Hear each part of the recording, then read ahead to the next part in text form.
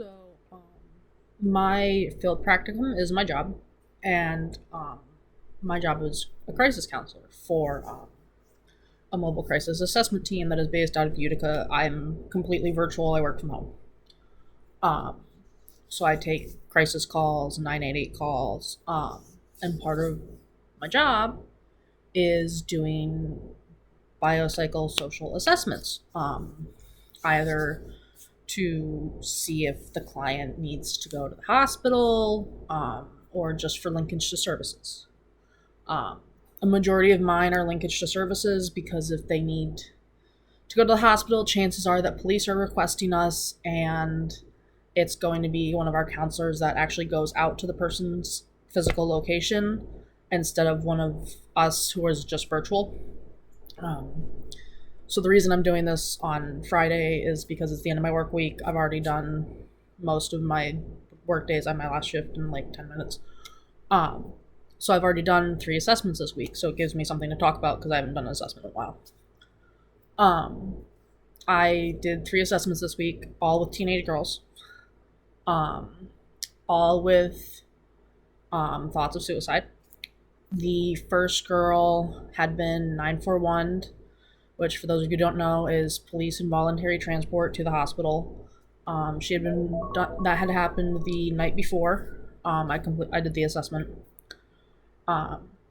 She had made statements of suicide, thoughts of suicide to the police. That's why they took her. Her father told us that she was also cutting.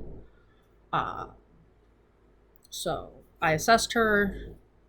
She really wasn't presenting any issues. It really seemed like she was she was upset that dad wasn't letting her hang out with this friend anymore because they had kind of just disappeared for an entire day and nobody could get a hold of them. And this girl is like 16. So 16-year-old teenage girl just disappeared for the entire day. No one could get a hold of her, the friend she was with.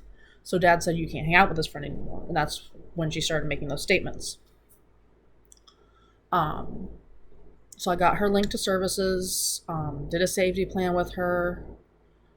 So she was signed up for wellness calls. It really seemed like she was just mad at dad, that one. And then the second one I did that night was a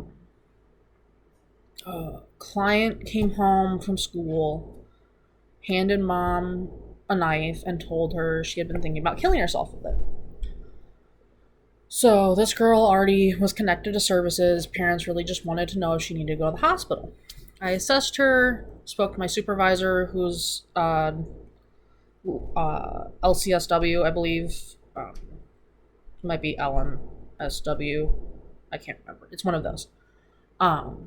She said at this time she doesn't meet the criteria to go to the hospital. However, if mom and dad feel she needs to go, they're more than welcome to take her. So mom and dad did end up taking her. I had completed a safety plan. She didn't want wellness calls. Her assessment will be faxed to her provider, because they gave consent, obviously, so that they're aware of what was going on, what we discussed, all that jazz. And then I completed another assessment on Tuesday, and this girl had also made statements of suicidal thoughts, and her guidance counselor called it. And she was also an assessment for linkage to services and see if she needs to go to the hospital. She also did not meet criteria to go to the hospital. She really couldn't tell me what was wrong, if anything was wrong, just that she was stressed about school and stuff going on at home. Didn't want to talk about what's going on at home. She said at school it was just a lot of homework. Okay, makes sense. I get it. And then I talked to mom some because they're minors. We're allowed to talk to mom, to the guardian. Mom's like, I think why she's doing this is because she's mad at me. Mom didn't really want to talk about why her daughter was mad at her. CPS is involved, so that could possibly have something to do with it.